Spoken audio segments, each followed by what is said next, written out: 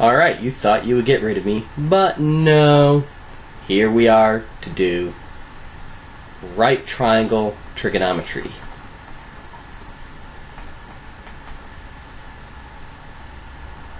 Alright, so far with right triangles, here's what we have been able to do. Pythagorean's theorem. So we have a right triangle, and we have been able to, and we'll just do a couple of these. Two right triangles. That is a horrible right triangle. I'm going to erase that. That is horrible. Let's try again. So our other right triangle, there we go. That's not very good either. Alright. Anyways, going on. Let's say that's 10, and this is 7, and this is x, and in this case, let's put x right here, 7 right here, and 10 right here. Alright, so this is our hypotenuse. And these two are our legs. So using Pythagorean's theorem, a squared plus b squared equals c squared, we can find x by putting 10 in for c, because c is the hypotenuse, and these two things right here are our legs.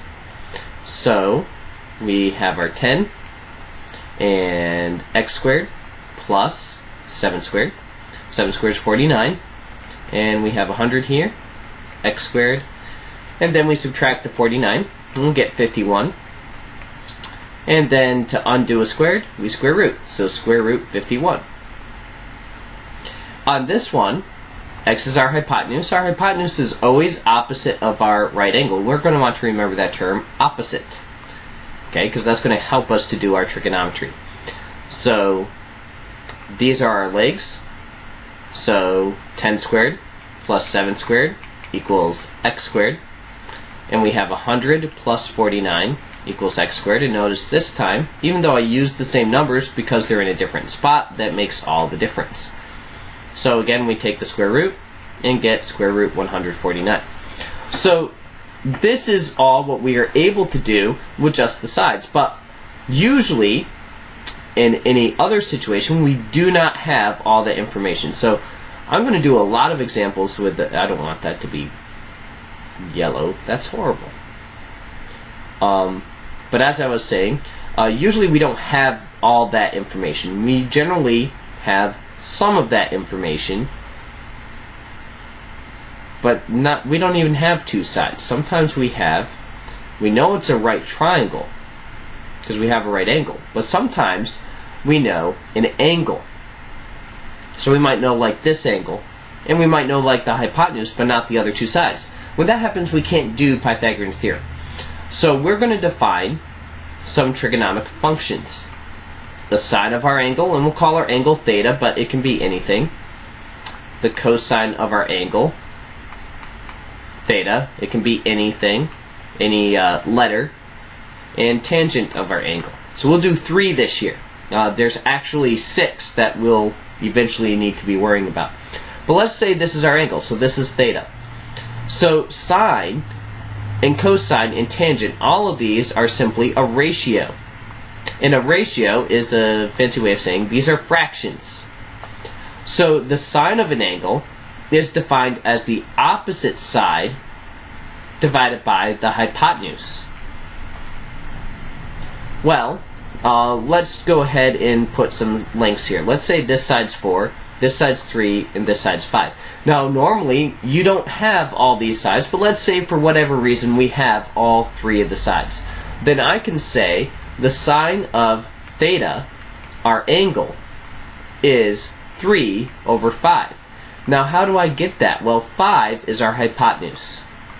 I always want to identify my hypotenuse first. My hypotenuse is opposite of my right angle. It's the longest side, so I know that's my hypotenuse. Now notice, sine is defined as the opposite side. An opposite side, let's go ahead and define that. The opposite side is the side that does not form the angle.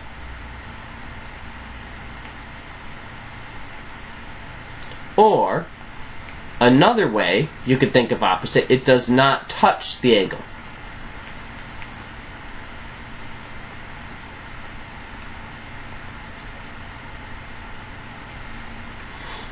Okay, so as I look at my angle right here, here's my angle.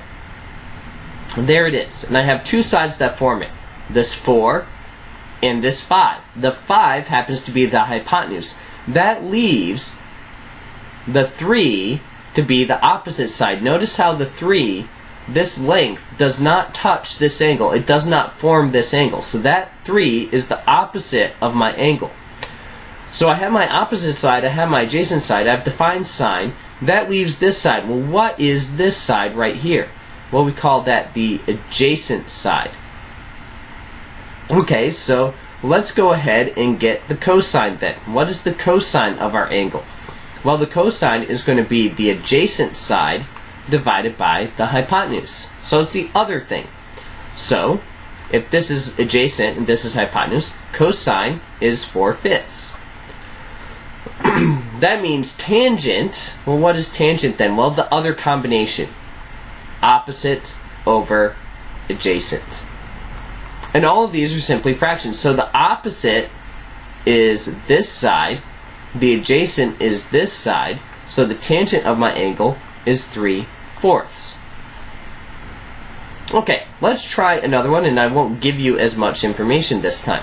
So let's say this is my right triangle, and I won't call my angle theta. This time I'm going to label my points. So this vertex right here is vertex A, this vertex is going to be vertex B, and this vertex is vertex C. And let's say I want to find the sine of A, vertex A, the cosine of angle A, and the tangent of angle A. Now I'm not going to give you as much information as I did before. I'll give you the 10 right here, and I'll give you a 4 right here, let's say. Now let's do sine of my angle. Well, sine from the other slide is opposite side divided by the hypotenuse. Alright, so to do sine, I have no problems. As I look at this triangle, I see that I have a 4 right here, and that is opposite this angle. Here's my angle, angle A. Alright, so 4 is this side, and it does not touch that. So I have 4 over, and the hypotenuse is always opposite of the right angle. So it's the longer side, so 4 over 10. Which I can reduce. If I can reduce, I do reduce. So the sine of my angle, sine of angle A, is 2/5. Now when I go to do cosine, I'm going to have a problem. Cosine from our other side is adjacent over hypotenuse.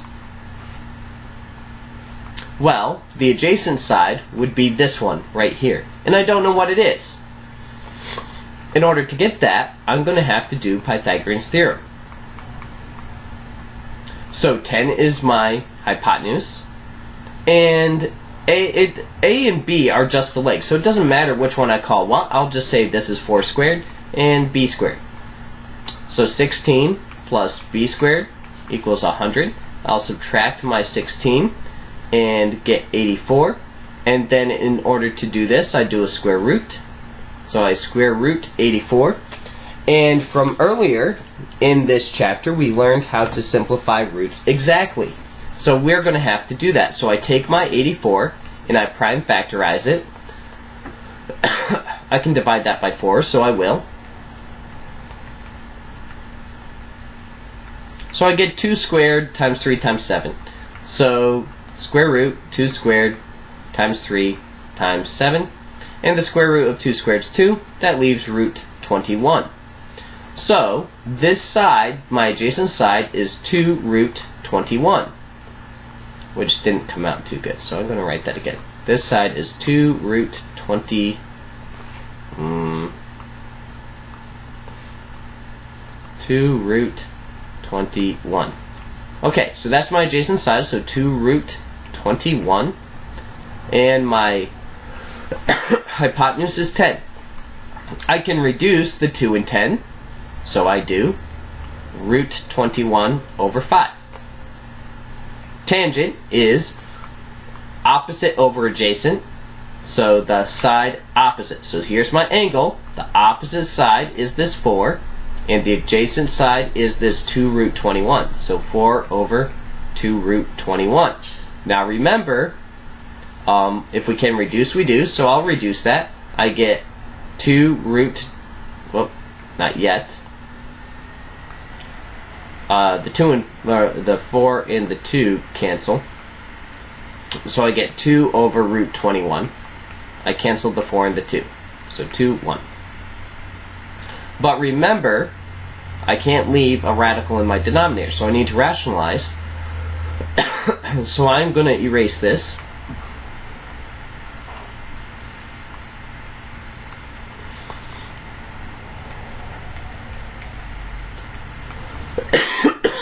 Like that. So I get 2 root 21 over, when I multiply those, I'll get root 21 squared, which is 21. Alright, there's a way to remember sine, cosine, and tangent. Sine, opposite over adjacent, so cosine is adjacent over hypotenuse, ka, and tangent is opposite over adjacent, toa. So, ka, toa.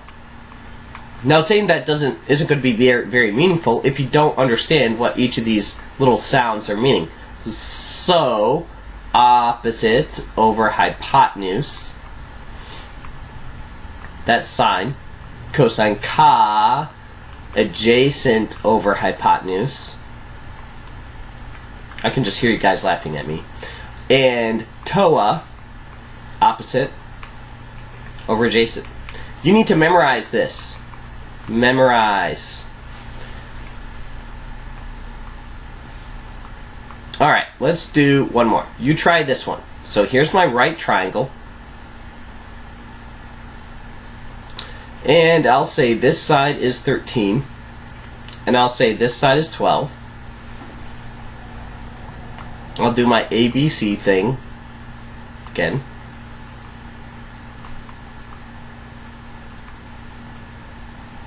And we are going to find, this time, the sine of A, the cosine of A, the tangent of A, and we'll also do the sine of B, the cosine of B, and the tangent of B.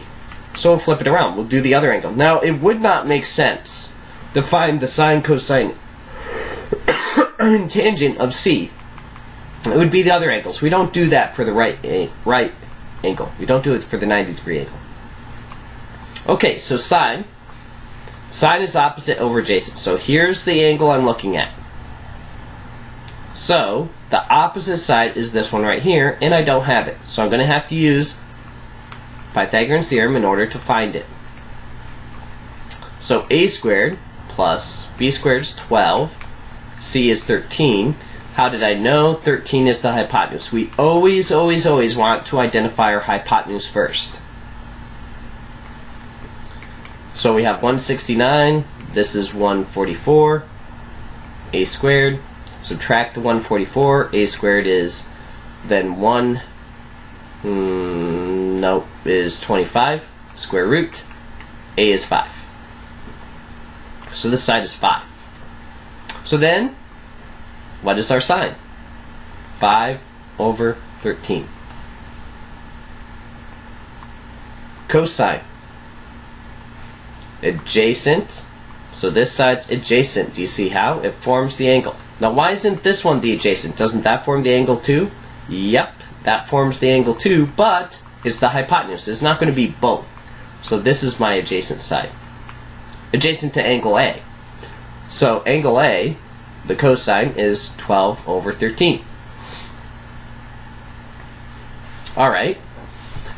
Tangent of A is adjacent, or opposite over adjacent. So this is opposite, this is adjacent, so 5 over 12.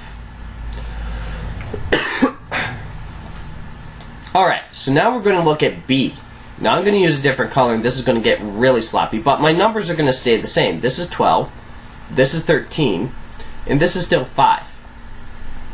Those are the same, but now I'm looking at angle B. I'm looking over here. This is my angle now. And sine is opposite over adjacent. Well, the side opposite of B is not this 5 anymore. See, 5 is adjacent now. So opposite, 12. Adjacent, or opposite, hypotenuse is still the 13. So the hypotenuse doesn't change, but the sides that are opposite and adjacent do change. Now the adjacent side is this one, because that one forms the angle. And tangent is opposite. So here's my opposite, adjacent, so 12 over 5. So notice a few things. First of all, the tangent of the different angles is just flipped around. The other thing, notice that the sine here and here, okay, notice where I got them. Do you see it? I'm going to undo that so I can show you. Notice this sine became the cosine of the other angle.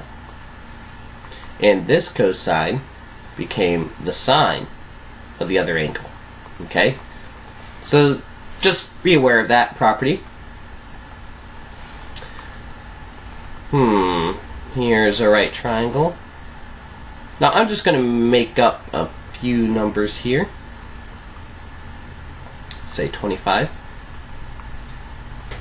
Let's say 6. And go ahead and see if you can stay a step ahead of me. This will be my angle I'm talking about. This is my angle. We'll call it theta. This is theta.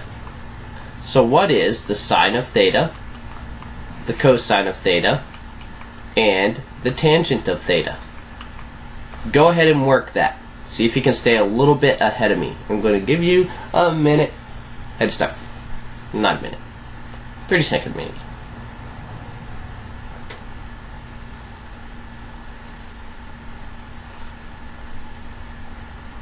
I'm going to need this side, so I use Pythagorean's theorem.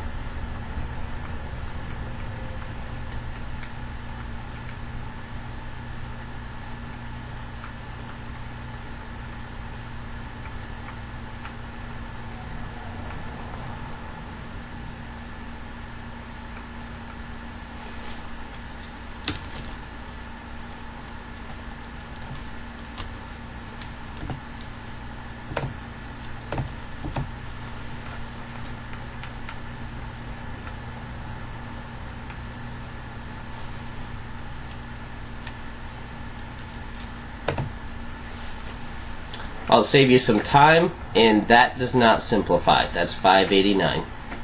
So this is square root 589. We're not going to write that in decimal form. We'll leave it exact.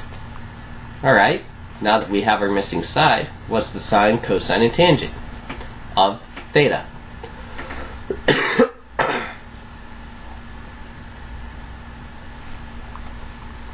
For sine, we should write opposite 589.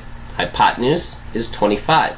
The 25 is the longest side and is opposite of the right angle, so that is my hypotenuse. Okay, cosine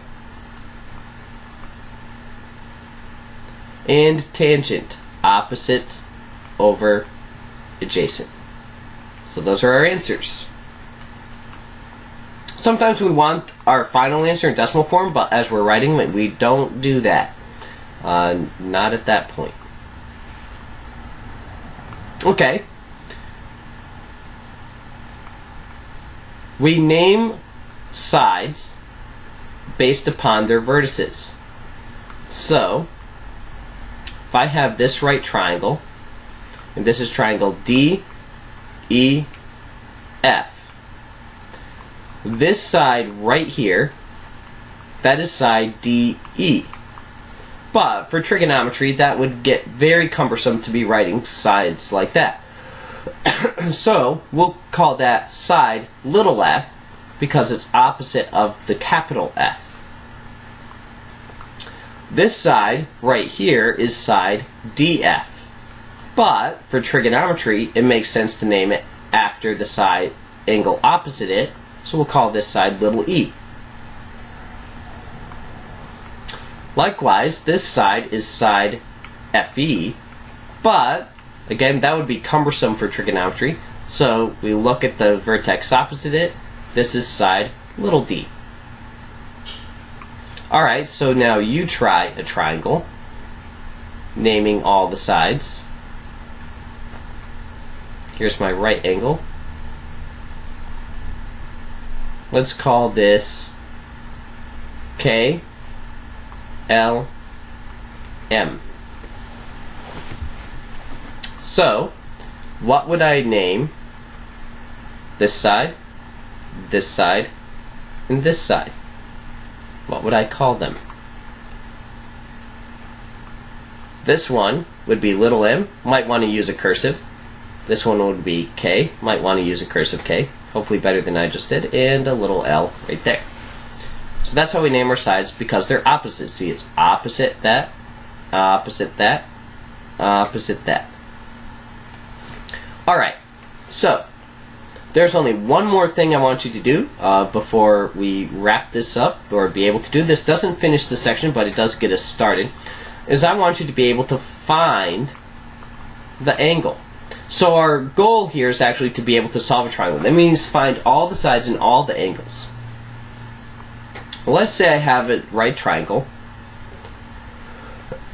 and I want to know, well, what is this angle right here? What is its actual length? Well, let's say this is 15 and this is 8. Now I look at this angle right here, and let's call this angle A, and I identify my sides that I have. I always want to identify my sides. So with respect to this angle, this side is the hypotenuse, this side is opposite, and this side is adjacent. See, adjacent forms the angle. So I know the hypotenuse and I know the opposite side. So of my three trig functions, so, ka, toa, of my three, I'm going to use this one because I have the opposite side and the hypotenuse. So sine of A is going to equal 8 over 15. Well, if I want to know what A is, I'm going to do an inverse. So I'm going to say A equals inverse sine. That's with this little -1. That's how it is on your calculator, of 8 divided by 15. So on most of your calculators, you'll have to, it'll be in like yellow usually, above the word sine. You'll have to hit shift, and they'll switch it to inverse sine. So depending upon your calculator, now some calculators, the more advanced they are, they basically follow how you write it. But some calculators, you have to put this piece in first, and then you press shift, and then you press inverse sine. Other calculators, you can just type it the way it is, in which case you're going to press shift, then you're going to press sine, and that switches it to inverse sine, and then you will type 8 divided by 15. You'll just have to figure out what it is in your calculator. Also, you want to make sure that your calculator is in degree mode. Some calculators default to radian mode, and you have to go into the setup or the mode and switch it to degree mode. Mine's already there, so I'm going to go ahead and get our inverse sine so you know what the answer should be, and then you can work your calculator toward that. So A is about 32 degrees. So this is, oops, what is going on? Don't do that. This is a 32 degree angle. 32 degrees. Now I can find this other angle because there are 180 degrees in a triangle. The right angle is 90 degrees, and I would subtract the 32 degrees. And that will give me the other angle if I wanted it. And that's 58 degrees. So this one is 58. I'm going to put up 3 more triangles, and then we will call it. Alright, this triangle. Now I'm looking for the angle. I'm going to look for angle A, or x degrees, in each one of these.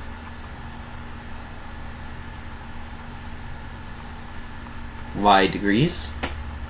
And right here, z degrees. Well, let's see here.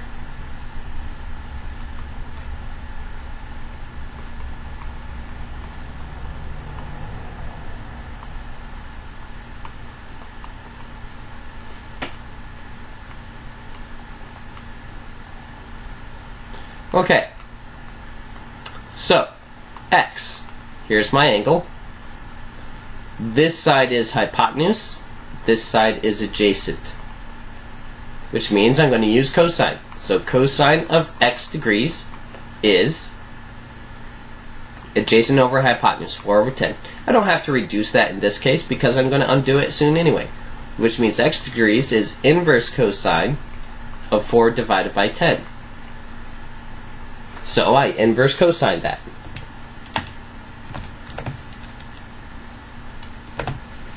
We get about 66 degrees. So x is 66 degrees.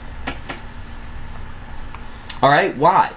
Opposite over adjacent is tangent. So tangent of y degrees is 10 over 8. And this time I'll do inverse tangent. Now, how did I know it was tangent? Well, this is the opposite side. It's opposite of my y.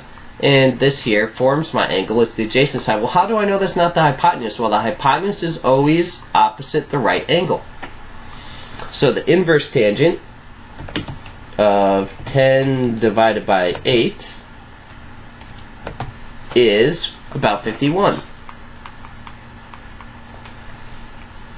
That leaves z. Now look, this is opposite, this is hypotenuse, so that's sine. So sine of z is 4 over 9. So z is inverse sine of 4 divided by 9. So inverse sine of 4 divided by 9 gives me about 26 degrees. Now you need to round based upon whatever the directions have to say. I was rounding these to the nearest whole number, but your calculator will give you lots of extra decimal places, so it depends upon the context how many you want. So this doesn't quite finish up the section, but it does get you started, so I'd like you to be working on the questions that you can answer from that section.